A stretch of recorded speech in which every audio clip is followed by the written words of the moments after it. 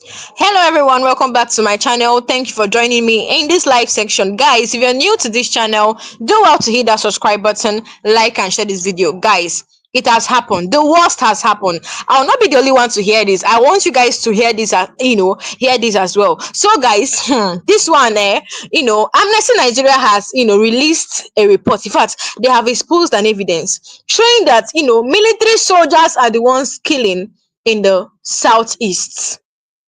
Yes, I'm not actually shocked in this report because we have heard so many, cases like people have come out to testify that military men, they are complicit to the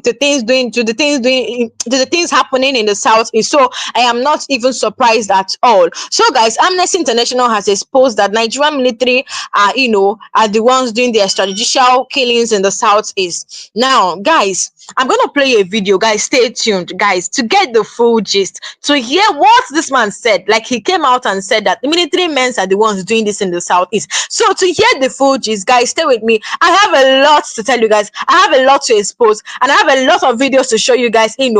A lot of evidences in this video. So guys, stay with me to get the full gist. So in the heart of Nigerian southeast, a storm is brewing, guys. A storm of allegation, evidence and denials. Amnesty International says it has the names. Guys, they said they have the names.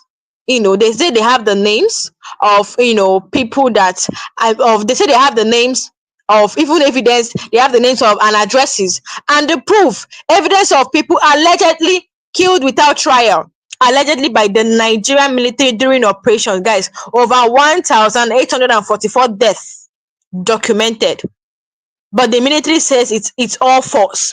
Who is telling the truth? Tonight we're going to dig deep to know who is telling the truth or not. Now, like I said, stay with me. I have a lot to uncover. So now, the southeast of Nigeria has been a threat of tension. They say it's IPOP. They label IPOP. Now, the southeast of Nigeria has been a theater of tension, from the agitation from Biafra led by the indigenous people of Biafra to the armed operation of the EAT security wing, that's the Eastern Security Network. In response, Nigerian Security Agency, the army, police and regional outfits like Ebube Agu have been deployed in force. But according to Amnesty International latest report titled "A Decade of Impunity," attacks and unlawful killings in the southeast Nigeria, their so-called, the so-called operations have crossed the line into crimes, torture, enforced disappearance, and extrajudicial killing. So now, in a shocking revelation, Amnesty claims it has concrete, guys. They said they have concrete evidence, the names and the addresses of individuals allegedly allegedly killed unlawfully by the Nigerian military. This man came out to say that he has the names of the people that have been, he said he has the names of people that have been, Nigerian military personnel that have been buying people all these years. He said between January 2021 and June 2023, Amnesty documented, over 1,844 deaths in the southeast. Civilians suspected IPOB members and even bystanders caught in the chaos. Families said their loved ones were picked up from homes never to be seen again. Some bodies were later found in shallow graves, others vanished without a trace.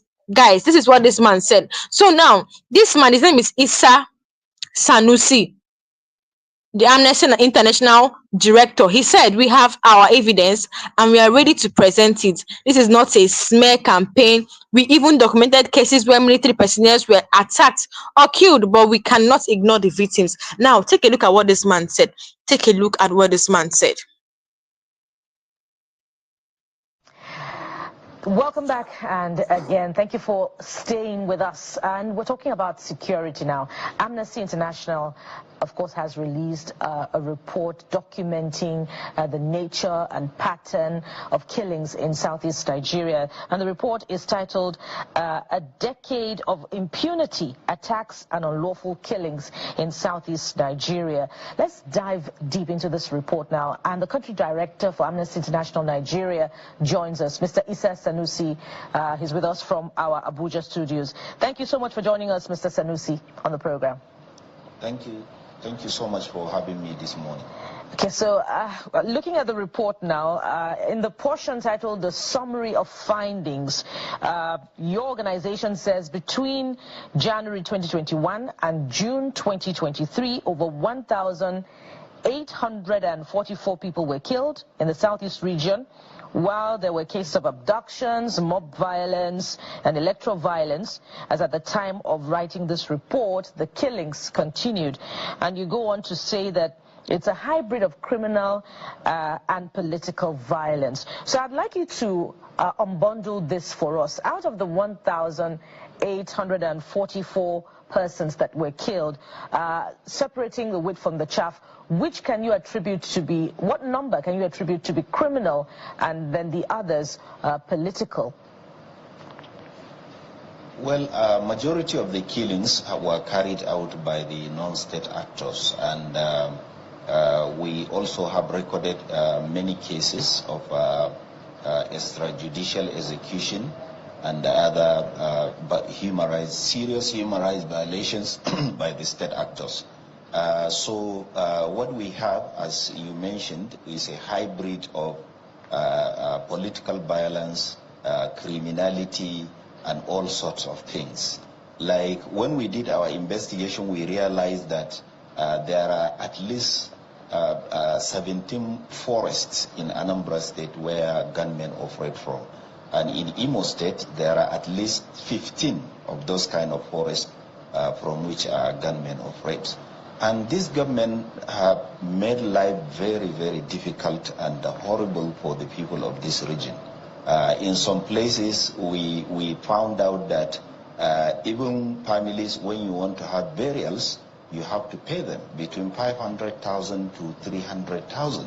And many people who could not dare do that have to bury their dear ones somewhere else. So life has become very horrible, and this crisis has been going on since at least 2016. And the reason why we did this research is to bring attention to these horrific human rights violations and the need for all those involved, both state and non-state actors. We are telling them to stop, and they have to cease these violations, and peace has to be restored, and all those who have been found to have violated human rights, they must be brought to justice, and families of those who are affected deserve reparation, adequate compensation, and all kind of support for them to recover their lives. So I'm looking at part of the reports of Amnesty International, one of the summaries, which I would like you to provide insight. So it said, the multifaceted nature of the actors in the Southeast violence makes it easy for state and non-state actors to reduce the actors to a singular narrative, an IPOB ESN secessionist group. What do you make of that? Well, what we are saying is that there is a popular, very wrong narrative around that whenever you heard about attacks or killings or arson in Southeast, it has been completely reduced and narrowed to a very wrong, not entirely, but very narrow narrative of saying that IPOB ESN. But the issue is beyond that. We believe that focus, or that wrong focus, and narrowing down everything to ESN and IPOB has completely deprived the authorities of the opportunity to holistically look at the problem and solve it. Beyond the issue of IPOB and ESN, there are so many other issues.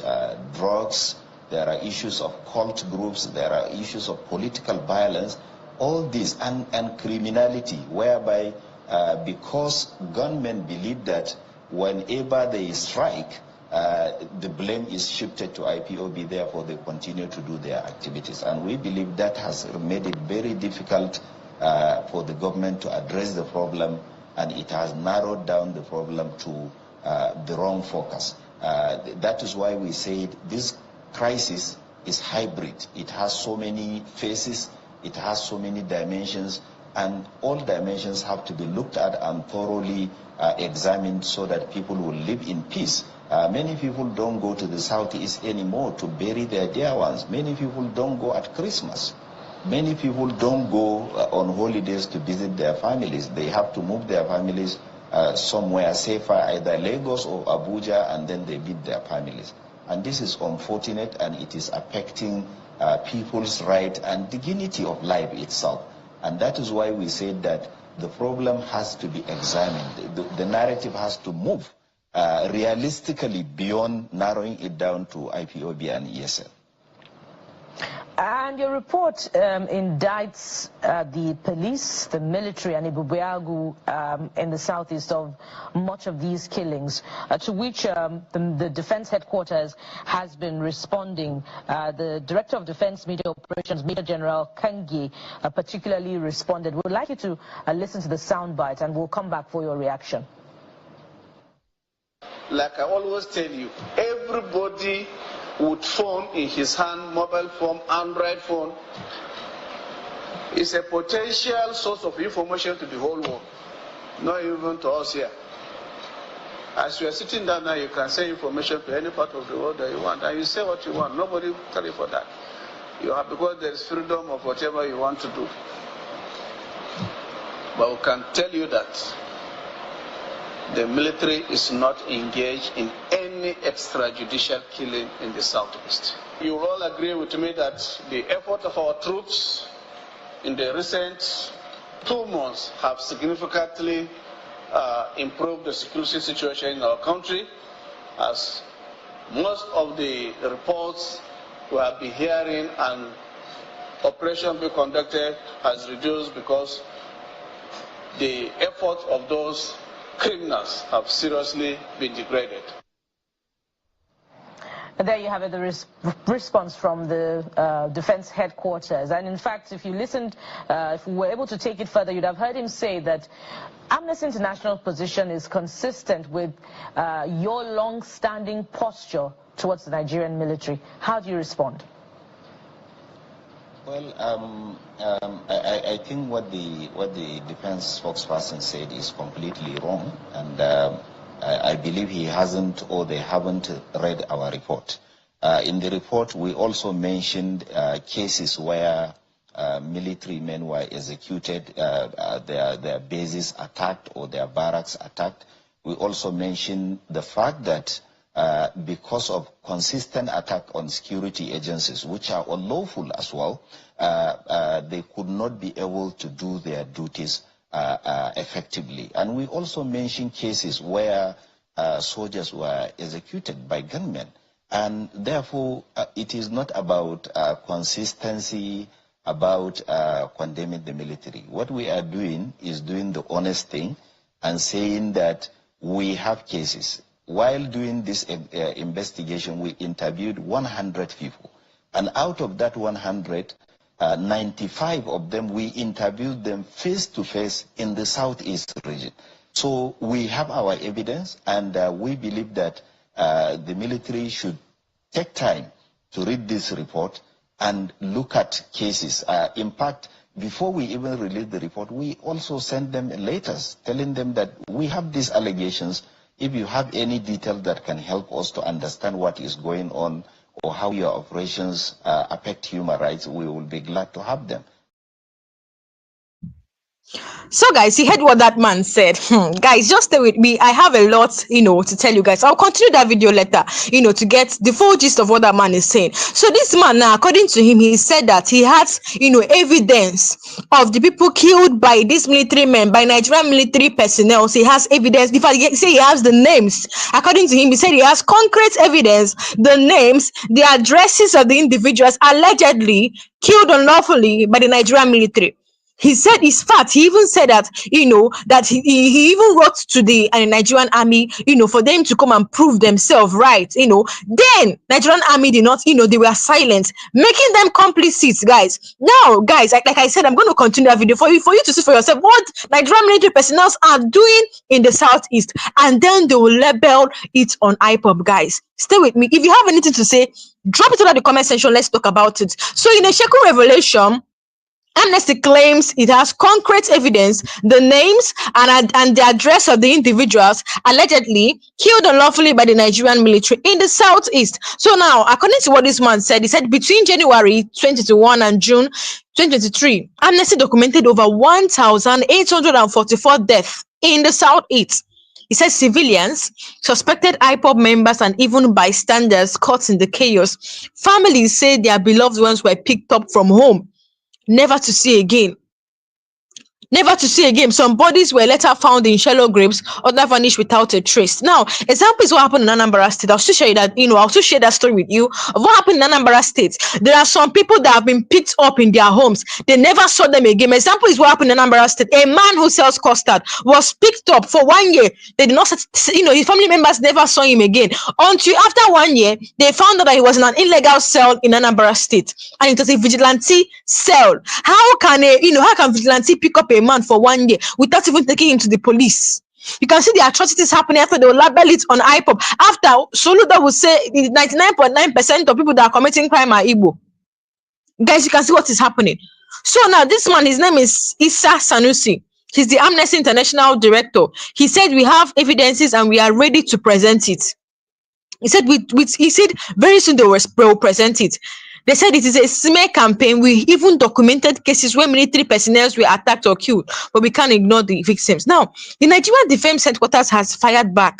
Yes, he has replied. General Marcus, the director of Defense Media Operation, dismissed Amnesty's findings and insisting that the Nigerian military does not engage in extrajudicial killing anywhere in the country.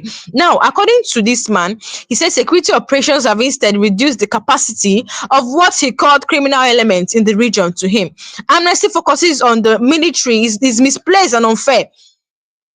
Amnesty, they focus on the military and then is misplaced and unfair. But Amnesty, Issa Sanusi, pushes back and said, saying the organization wrote to the military.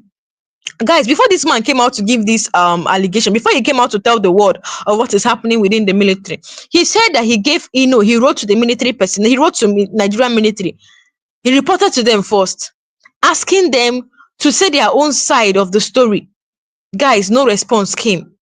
Because he said he has the names. He said he made his findings, and then he said he have the names of people that are killed, people that are killed, like they buy them unlawfully. He said he has the names and the addresses of individuals that have been buyed unlawfully, and then he sends the reports to to military, to Nigerian military guys for them to come and give their own reports or release their own reports, asking them for the side of the story, but no response, making them complicit. Silence, it makes people, for the fact that they were silent, it makes them to be guilty of the crime. They would have come out to side themselves. Now that he has come out, this man is coming out to come and defend the Nigerian military, which is not fair. Amnesty International, Issa Sanusi, pushes back, saying that the organization wrote to the military before the report released, asking them to come and say their own side of the story, but no response came. Now, they aren't just statistics, guys. These human lives in Anambra, in Enugu, in Imo, in Abia, families live in fear. Mothers are scared of their son, to take at night. Wives tell of husbands dragged away to checkpoints. Amnesty say many of these killings happened in areas suspected of harboring IPOB and Eastern Security Network members, suspicious often being enough for bullets or disappearance. Now, let me tell you something that this man said, that they interviewed 100 persons, 95 of them face to face in the southeast. You heard that man say it. He said he interviewed 100 people, 95 of them face to face in the southeast. The pain in their voice is actually real. The fear in their eyes is undeniable. And this is not just about the southeast. This is about Nigerian soul, where security forces become both judge and execution. Guys, look at what this man said. Let me allow you guys to watch the remaining part of this video and let me know what you think about what this one is saying under the comment section. Take a look, guys. And we didn't hear from them. Therefore, I don't think that there is any weight or any credibility to the claim that we are consistently against the military. We have nothing against the military, and we always believe that they are doing a constitutional responsibility. But that does not deflect the fact that they have to comply with human rights. And we will not shy away from pointing out whenever human rights are violated, because security is for people to live with dignity. And if it ends up becoming a means through which people are deprived of their personal liberty, we have to say it, and we have to say it bluntly without fear. We may not, it's not difficult to understand when criminals carry out criminal acts, but let's talk about this part of extrajudicial killing in terms of an explainer here. Well, the DHQ was just given its position. I don't think they put out as many facts as possible, but they dismissed the allegations in clear terms. So when you say there's extrajudicial killing, give us maybe an instance. For example, is it the fact that they catch a criminal and they kill the criminal and without a due process, or innocent people are caught in the crossfire?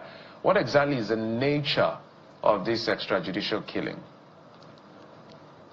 Well, the extrajudicial killings that we have recorded included raids. For example, in places where members of IPOB or ESN are suspected to be located. In the process of those moves to either arrest or carry out security searches, that is where this kind of extrajudicial executions happen. And there are cases where people are picked up from their homes and they are never heard of forever. We have, in the report, we documented cases of at least 4 people who were picked up by security men and nothing has been heard about them as far back as 2021. And let me take you back to 2016. Our work on the situation in Southeast does not start with this report.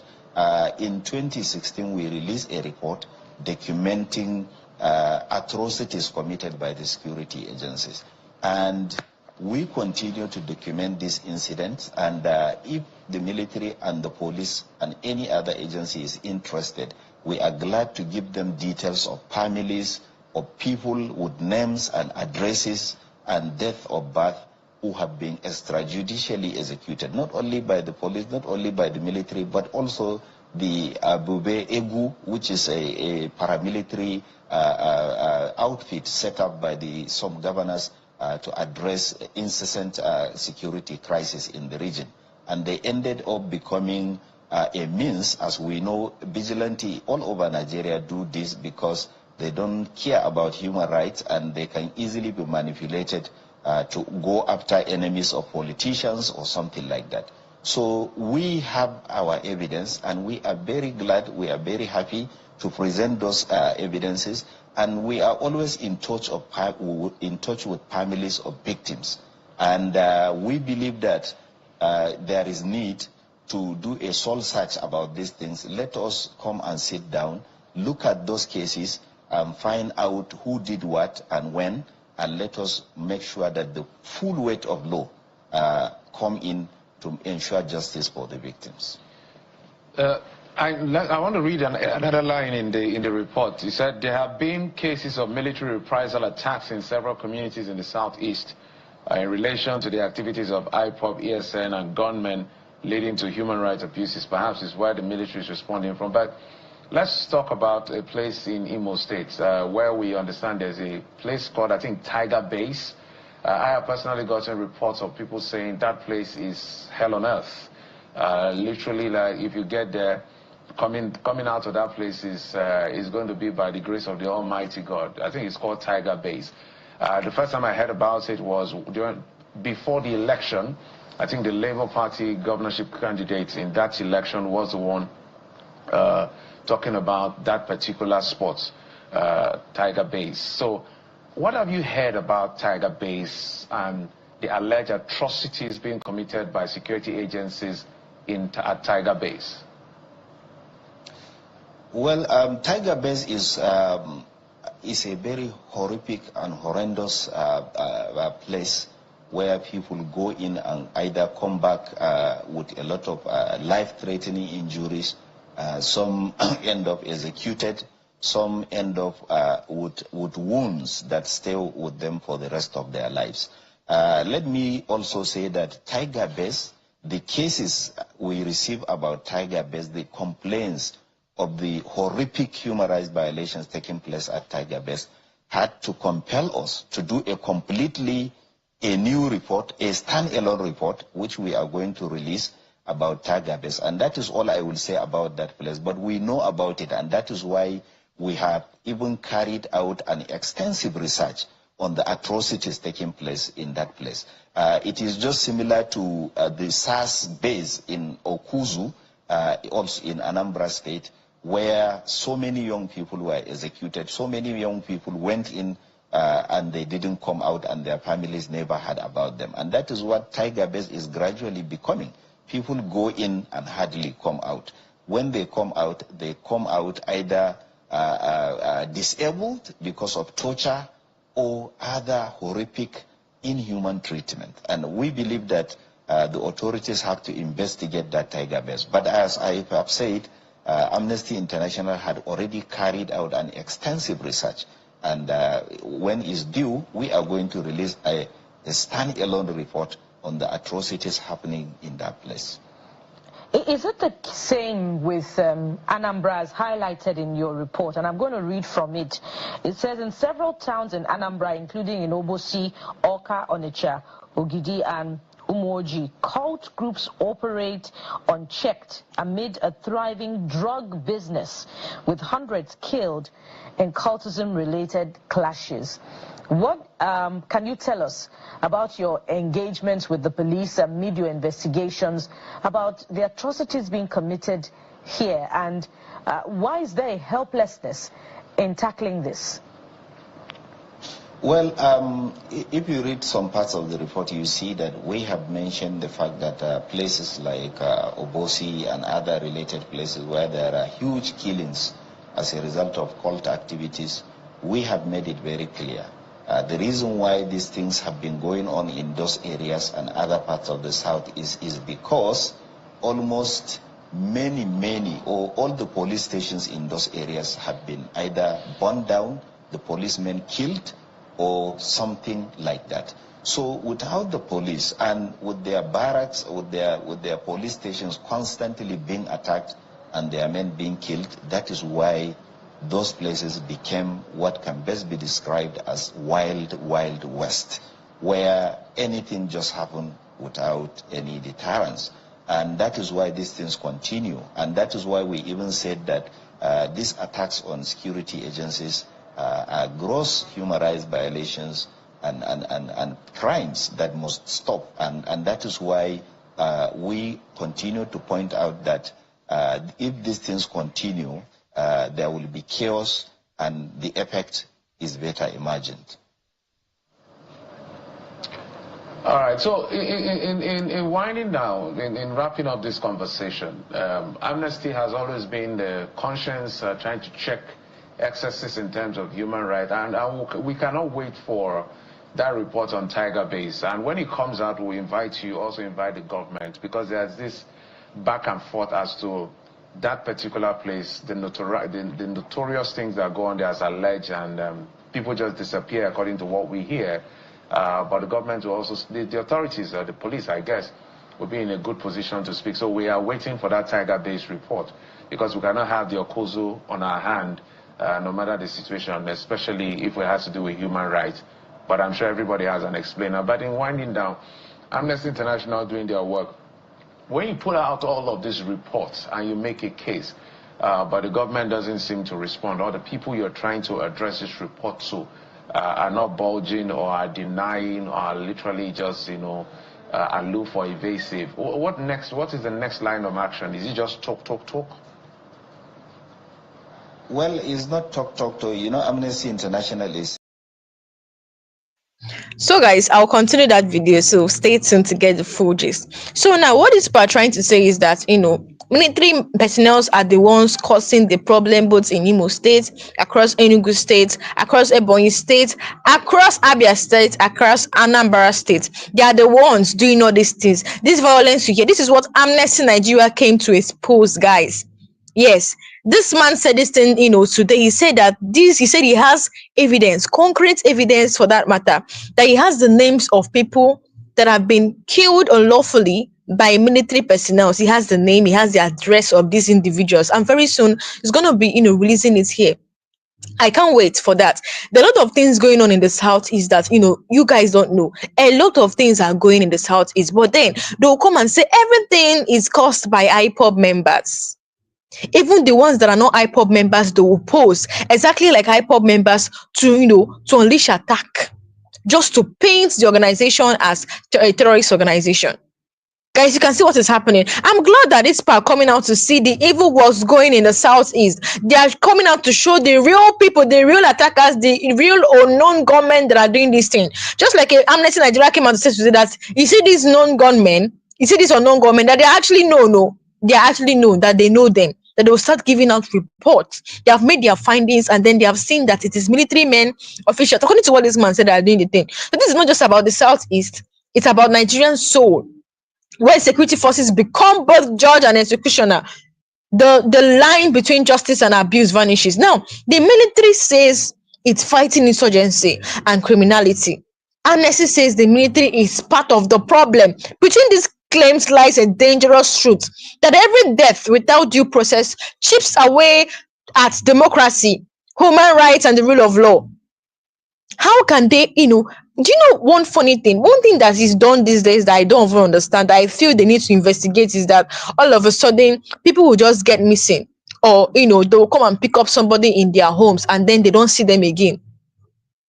Where have they gone to? Probably they must have buried them. You can't even if you say somebody committed a crime, prosecute the person. Don't take laws into your hands. That's a extradition and it's against the law. How can military personnel or any vigilante group come to your home, pick up somebody and take them away for a year, for 2 years? You will not see the person.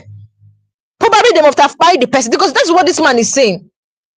Probably they must have buried the person. How can you take laws into your hands? You prosecute them, even if the person committed a crime. Families always say that their ones are missing. No, families of the missings and the dead questions, their question remains: if their loved ones were not killed by the state, then who pulled the trigger? Who pulled the trigger? Families have recorded in Imo State, all over South, is that their family members are missing. They came to pick them up and then they have not, especially in Anambra State. Yes, I actually have one story that happened in Anambra State of this same kind. They will just go and pick them up and then they will not return again. Amnesty International did not just pull number from the thin air. They carried out in-person interview. They said they interviewed 100 people of these, victims, eyewitnesses, local activists, and even ex-security operative. They interviewed 100. They carried out in-person interview with 95 people in the southeast, both victim, relative, the victim of the relative, eyewitnesses, local activists, and even ex-security operative. These interviews were cross-verified with satellite imagery, local human rights group records, and even medical reports from hospitals that received bodies and treated gunshot victims. They wrote directly to the Nigerian military before publishing, giving them a chance to respond. The military ignored the request, a point Amnesty uses to question the sincerity of military transparency. Now, according to Amnesty Nigeria, they said that, they actually have evidence. They say they interviewed 95 people. That is where they drew out their evidence from, because they said they have the names and the people that have been killed unlawfully. They killed on that military personnel killed unlawfully. They said they carried out, interviews face to face with 95 people in the southeast, the victims of the relative, even eyewitnesses, local activists, and then even ex-security operative, and then even the hospital that received the dead bodies and then the treated the victims that were, they fired and they opened arms at. So you see where they got their evidences from. And then because of this, after the interview, what they did was they now had to write to Nigerian military before, to tell them their own side of the story. Because after speaking with these people, the victims' relative, after speaking with them, They had to write to Nigerian military to know their to talk about their own side of the story. But guys, they were silent, they did not respond. What does silence means? Complicity. Many alleged extrajudicial killings follow a predictable pattern. Security raid in a community suspected of harboring IPOB and Eastern Security Network members. Mass arrest without warrants. Disappearance. Some victims never return home. Discovery of bodies in bush paths, shallow graves, or dumped by roadside. Amnesty reports say these killings mostly happen in rural areas far from medical coverage, allowing these perpetrators to act without scrutiny. Now, according to this Ebube Agu rule, I don't know if you guys know this vigilante group called Ebube Agu. The regional outfit Igbos meant to complement federal security forces has accused in the report of acting outside the law. Now, I've heard many stories about this Ebube Agu, guys. I've heard many stories about this Ebube Agu, what they are doing. Imagine people that are supposed to at least help the federal security. They are now acting against the law, engaging in torture, unlawful detention, and even sexually violence against women in certain cases, according to what Amnesty Nigeria published. Ebube that is supposed to be a vigilante group is now acting against the law. The one they mostly do is this unlawful detention. They will just go and pick up somebody in their house and then detain the person unlawfully. Their job is to, if somebody committed a crime, you pick the person up. They should not stay in your custody for a day. Take them to the police station. Some, they keep them for a year, just like what happened in Anambra State. Amnesty highlight that because Ebube Agu is state-backed but poorly regulated, it operates in a gray area, neither fully accountable to the federal police nor to the state government. Look at Ebube Agu is supposed to be accountable. In fact, the police and even the federal government, the state government is supposed to be like a watchdog to what is going on in Ebube Agu. How can Ebube Agu have an illegal cell? They keep people there for a year.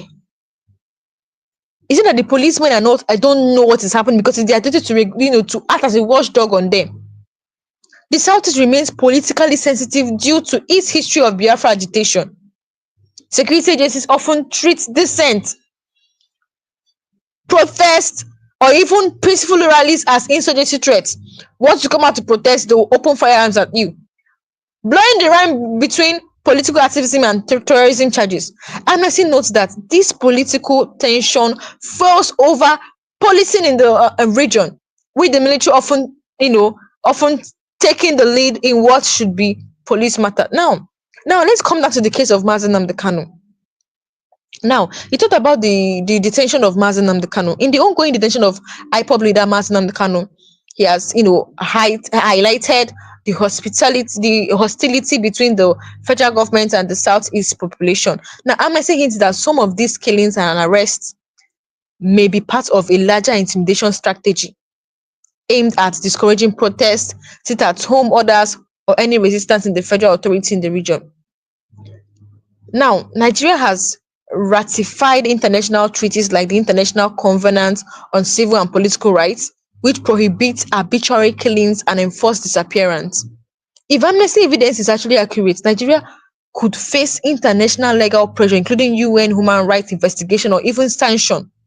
I'm asking myself, why is it? Because we have seen Nigerian government, Nigeria do things that actually violate, treaties, international treaties. But then they have not faced any sanction. The military insists it is fighting armed. They insist that they are fighting armed criminal gangs who disguise themselves as activists. They claim their presence in the southeast has reduced kidnapping and many others. Let me tell you now, even people are saying that they don't need the military. They don't need military personnel in their area again because they are not doing anything. They are not doing anything. What they do is to extort. That is what they do. That is where you can see them, guys. So what is the essence of we have the military, but then the South is on fire. Even different states in Nigeria are on fire. Constant rants and fear going on in the southeast. Some villagers even flee to urban centers or even neighboring states. Businesses are closed. Social events are cancelled, and there is a psychological trauma that Amnesty wants could take decades to heal. Now, take a look at this video.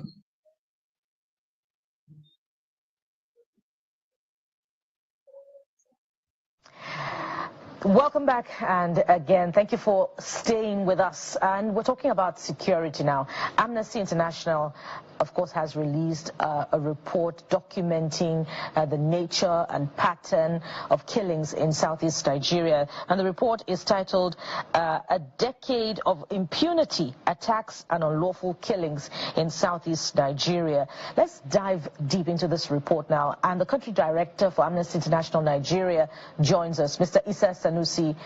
He's with us from our Abuja studios. Thank you so much for joining us, Mr. Sanusi, on the program. Thank you. Thank you so much for having me this morning. Okay, so looking at the report now, in the portion titled The Summary of Findings, your organization says between January 2021 and June 2023, over 1,844 people were killed in the southeast region, while there were cases of abductions, mob violence, and electoral violence. As at the time of writing this report, the killings continued. And you go on to say that it's a hybrid of criminal and political violence. So I'd like you to unbundle this for us. Out of the 1,844 persons that were killed, separating the wheat from the chaff, which can you attribute to be, what number can you attribute to be criminal, and then the others political? Well, majority of the killings were carried out by the non-state actors, and we also have recorded many cases of extrajudicial execution and other serious human rights violations by the state actors. So what we have, as you mentioned, is a hybrid of political violence, criminality, and all sorts of things. Like when we did our investigation, we realized that there are at least 17 forests in Anambra State where gunmen operate from. And in Imo State, there are at least 15 of those kind of forests from which gunmen operate. And this government have made life very, very difficult and horrible for the people of this region. In some places, we found out that even families, when you want to have burials, you have to pay them between 500,000 to 300,000. And many people who could not dare do that have to bury their dear ones somewhere else. So life has become very horrible, and this crisis has been going on since at least 2016. And the reason why we did this research is to bring attention to these horrific human rights violations and the need for all those involved, both state and non-state actors. We are telling them to stop, and they have to cease these violations, and peace has to be restored. And all those who have been found to have violated human rights, they must be brought to justice. And families of those who are affected deserve reparation, adequate compensation, and all kind of support for them to recover their lives. So I'm looking at part of the reports of Amnesty International, one of the summaries, which I would like you to provide insight. So he said, the multifaceted nature of the actors in the Southeast violence makes it easy for state and non-state actors to reduce the actors to a singular narrative, an IPOB ESN secessionist group. What do you make of that? Well, what we are saying is that there is a popular, very wrong narrative around that whenever you heard about attacks or killings or arson in Southeast, it has been completely reduced and narrowed to a very wrong, not entirely, but very narrow narrative of saying that IPOB ESN. But the issue is beyond that. We believe that focus, or that wrong focus, and narrowing down everything to ESN and IPOB has completely deprived the authorities of the opportunity to holistically look at the problem and solve it. Beyond the issue of IPOB and ESN, there are so many other issues, drugs, there are issues of cult groups, there are issues of political violence, all this, and criminality, whereby because gunmen believe that whenever they strike, the blame is shifted to IPOB, therefore they continue to do their activities. And we believe that has made it very difficult for the government to address the problem, and it has narrowed down the problem to the wrong focus. That is why we say this crisis is hybrid. It has so many faces, it has so many dimensions, and all dimensions have to be looked at and thoroughly examined so that people will live in peace. Many people don't go to the southeast anymore to bury their dear ones. Many people don't go at Christmas. Many people don't go on holidays to visit their families. They have to move their families somewhere safer, either Lagos or Abuja, and then they meet their families. And this is unfortunate, and it is affecting people's right and dignity of life itself. And that is why we said that the problem has to be examined. The narrative has to move realistically beyond narrowing it down to IPOB and ESL. And your report indicts the police, the military, and Ebube Agu in the southeast of much of these killings, to which the defense headquarters has been responding. The Director of Defense Media Operations, Major General Kangi, particularly responded. We would like you to listen to the soundbite, and we'll come back for your reaction. Like I always tell you, everybody with phone in his hand, mobile phone, Android phone, is a potential source of information to the whole world, not even to us here. As you are sitting down now, you can say information to any part of the world that you want, and you say what you want. Nobody will tell you for that. You have, because there is freedom of whatever you want to do. But we can tell you that the military is not engaged in any extrajudicial killing in the southeast. You will all agree with me that the effort of our troops in the recent 2 months have significantly improved the security situation in our country, as most of the reports we have been hearing and operation being conducted has reduced because the effort of those criminals have seriously been degraded. And there you have it, the response from the defense headquarters. And in fact, if you listened, if we were able to take it further, you'd have heard him say that Amnesty International position is consistent with your long-standing posture towards the Nigerian military. How do you respond? Well, I think what the defense spokesperson said is completely wrong, and I believe he hasn't, or they haven't read our report. In the report, we also mentioned cases where military men were executed, their bases attacked, or their barracks attacked. We also mentioned the fact that because of consistent attack on security agencies, which are unlawful as well, they could not be able to do their duties effectively. And we also mentioned cases where soldiers were executed by gunmen. And therefore, it is not about consistency, about condemning the military. What we are doing is doing the honest thing and saying that we have cases. While doing this investigation, we interviewed 100 people. And out of that 100, 95 of them, we interviewed them face-to-face in the southeast region. So we have our evidence, and we believe that the military should take time to read this report and look at cases. In fact, before we even release the report, we also send them letters telling them that we have these allegations. If you have any detail that can help us to understand what is going on or how your operations affect human rights, we will be glad to have them. So guys, you heard what that man said. So the military actually responded to what this man said, saying that they are not part of the extrajudicial killing going on in the southeast. But then this man said that he actually have evidences and the names of people. Like he said he interviewed 95 persons face to face. I mean, the victim's relative, Even the hospital where they brought the people that was injured by these military men, the hospital, they have a lot of evidence. They have the names and the address of the people that have been, that these Nigerian military personnel spied.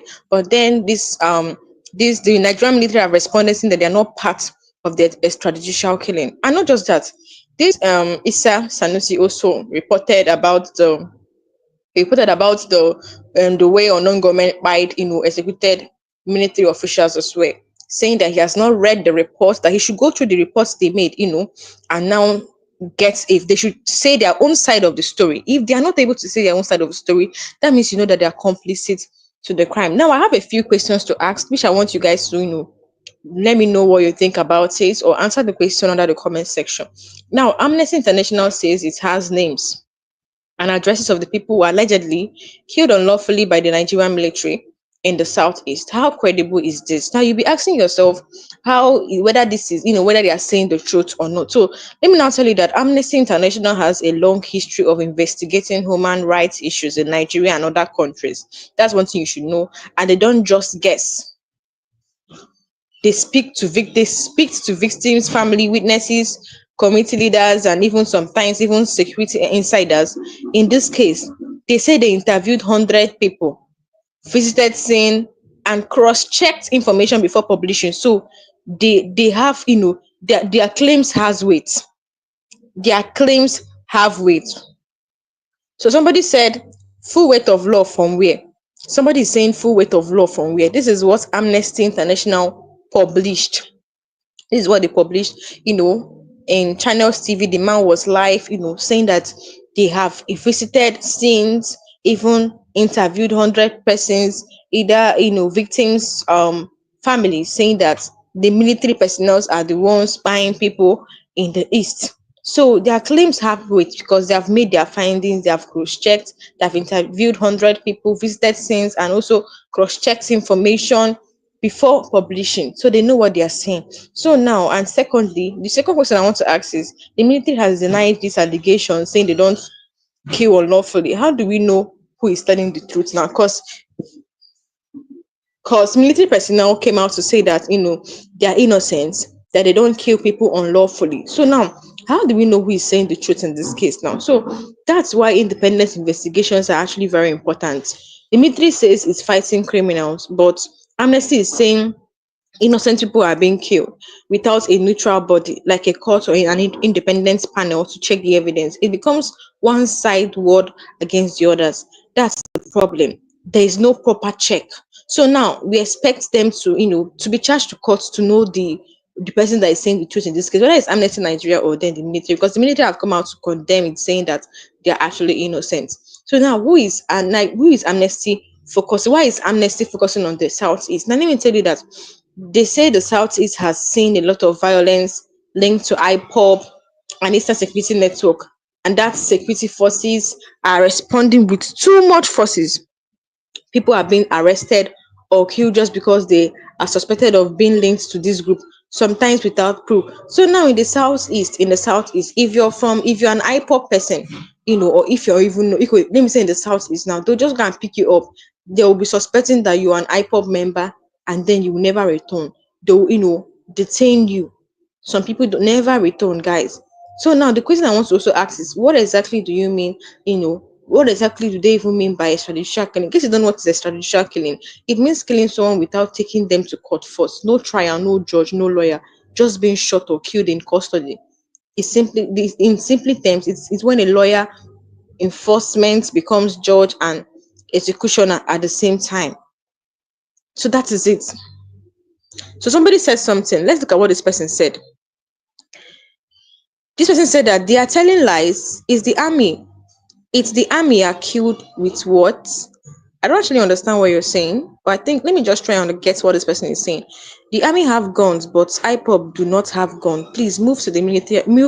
Please move the military away from the southeast for peace to reign. Okay, okay. I think this person is actually responding to what the Nigerian military man said in that video. They came out to say that they are not they are not they had in fact they're saying that they are innocent. They are the ones that are in fact they say they don't have anything to do with extrajudicial killing, that they don't kill people unlawfully, that they are doing their work. Okay, now We have the military in the southeast. Guys, with all the attacks by this unknown gunmen or the Fulani terrorists, no attack follows. No attack follows. So what are they doing in the southeast? Some people right now, just like this woman is saying, they should take away the military away from the southeast for peace to reign. Because we don't even see their work. Let's not know that what we have is the Eastern Security Network. We have military men in the southeast. Every time you will hear killing in Anambra State, in Imo State, in different parts in the southeast.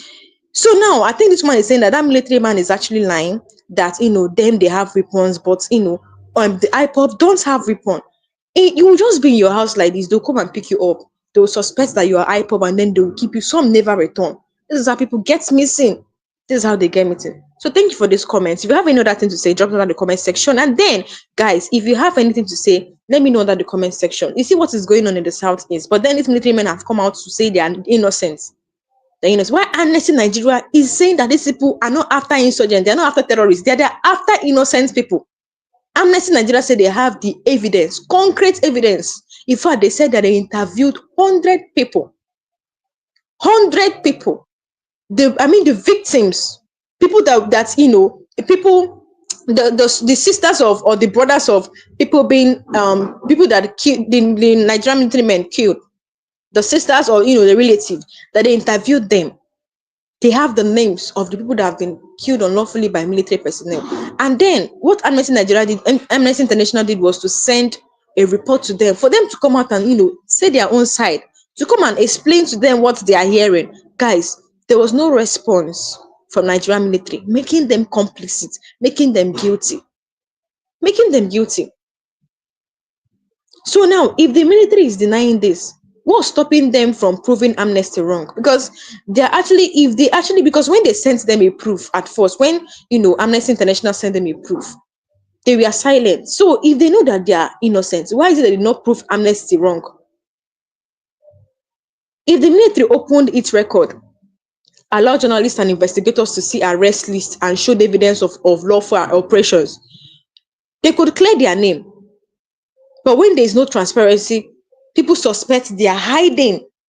They are hiding something. There's no transparency at all. Why were they silent when Amnesty International called them to come and say their own side of the story? Because the victims of this, the victim's relative, they came out to say that military personnel spy their sisters, spy their brothers, spy their loved ones. So when they called Nigerian military to come and explain themselves to what this person is saying, they did not come out. They didn't say anything. And now, not only for one of them to come and say they are innocent. Can you imagine what is happening? So if they had opened record, allowed journalists and investigators to see arrest lists and showed evidence of lawful operation, they could clear their name. But when there is no transparency, when they are silent, it means that they are hiding something. Amnesty International said they are ready to release the names of the people died unlawfully in the southeast by Nigerian military personnel. Now, Amnesty says that 1,844 people died in just 2.5 years. Is that number realistic? You'll be asking yourself, is that number realistic? Now, let me tell you that in conflict zone, sadly, such numbers are actually possible. They count all killings linked to security operation and violence from both states and non-state actors. Some of these deaths are from actual gun battles, but Amnesty says a large number were unarmed civilians. Amnesty said that people that died in 2.5 years in the southeast, the casualties were more of unarmed civilians. Unarmed civilians. Now, what does Amnesty want the Nigerian government to do? If you're asking the same question, they want the government to investigate each case, punish those that are guilty. In Nigeria today, anybody can just commit crime and then go. They will sweep it under the carpet. They want the government to investigate each case, punish those who are guilty. Even if you're a soldier or a policeman, you must be prosecuted. You must, justice must be served. And make sure victims and family get justice. They also want operations in the southeast to follow the law, not just force.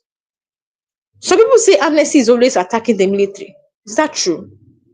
Not really. Amnesty doesn't. It is the first time I'm hearing that Amnesty is attacking, saying such thing about the Nigerian military.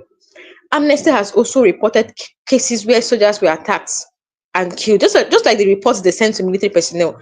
They also sent reports of where soldiers were attacked by unknown gunmen and killed. In the same report, they mention military casualties too. Their job is to document all abuse, whether you're a soldier or you're a civilian or their own job is to document all abuses, whether by criminals or by the government. That is justice. So why should ordinary Nigerians care about this issue? This is one thing we should know. Because if we allow security forces to kill without trial, is one of the parts, or is without trial in one part of the country, it can happen anywhere. Today, it is the southeast. Tomorrow, it could be anywhere in the country, in the community. It's about protecting the rule of law for everyone. Now, the question we're asking now is what can be done right now to stop these killings? The only thing that can be done right now to stop the killings is, first, stop targeting people without evidence. Secondly, follow proper arrest and court processes. Thirdly, set your independence. Now, one of the things I feel that should be done is, one of them, in fact, generally, is call the people that are doing this thing. Don't come and that these people are actually Fulani terrorists, or that they are Nigerian military personnel. Call their names. Don't come and call a group that is innocent. Don't come and call a group that is innocent because you want to accomplish your plan. That is justice. That is justice. So you can see. That they have actually accused military personnel for extrajudicial killings in the southeast, saying that they buy unarmed civilians. We have come to the end of this live section. Guys, one thing you do for me is to hit that subscribe button if you're new, and like and share this video. Thank you for staying with me in this live section, and I'll see you guys next time. Have a good night's rest.